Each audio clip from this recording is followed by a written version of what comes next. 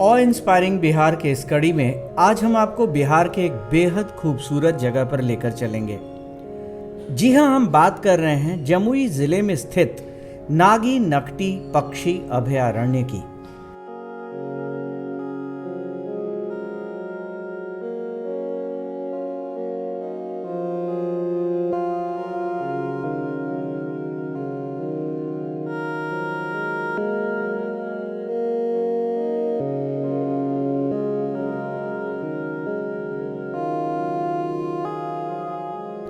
वैसे तो नागी डैम और नकटी डैम दो अलग अलग अभयारण्य हैं, लेकिन बेहद पास होने के कारण इन्हें एक ही माना जाता है।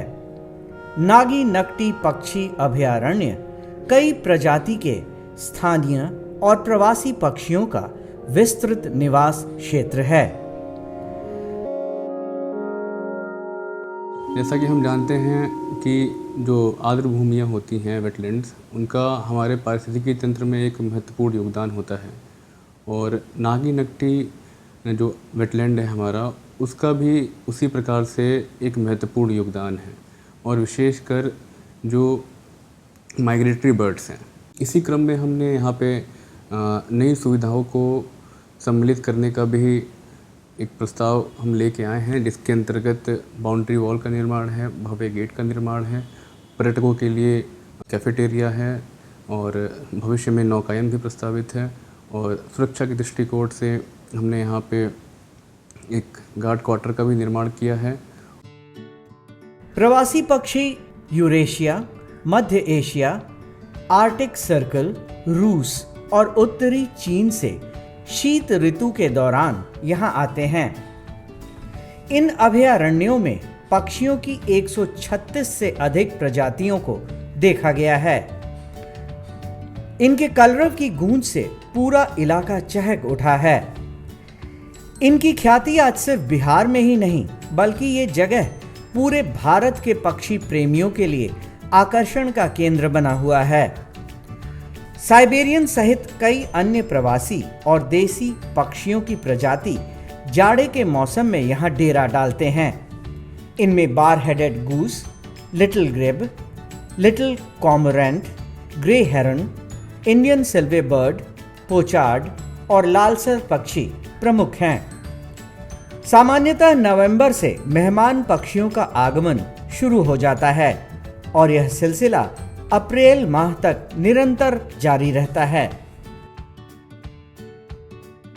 जैसे जैसे सर्दी बढ़ती है, वैसे वैसे इनकी संख्या में भी वृद्धि होती है।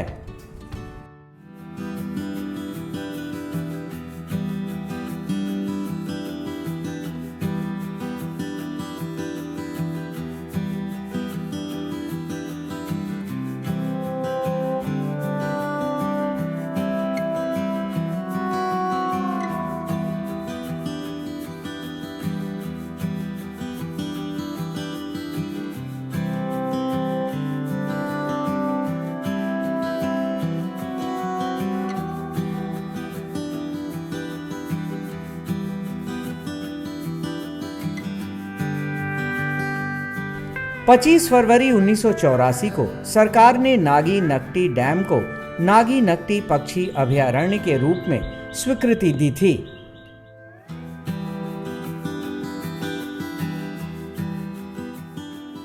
सरकार द्वारा पर्यटक और प्रवासी पक्षियों के लिए कई टापू निर्माण की योजना है।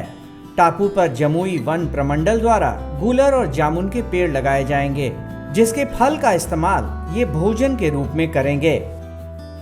बिहार की अगर हम बात करें तो यहाँ पर हमारे पास वन संपदा के साथ साथ जीव जंतु प्राकृतिक धरोहर बहुत बड़ी मात्रा में है और ये हम सभी को न केवल इनके बारे में जानना चाहिए बल्कि इनको संरक्षित करने का भी हर संभव प्रयास करना चाहिए।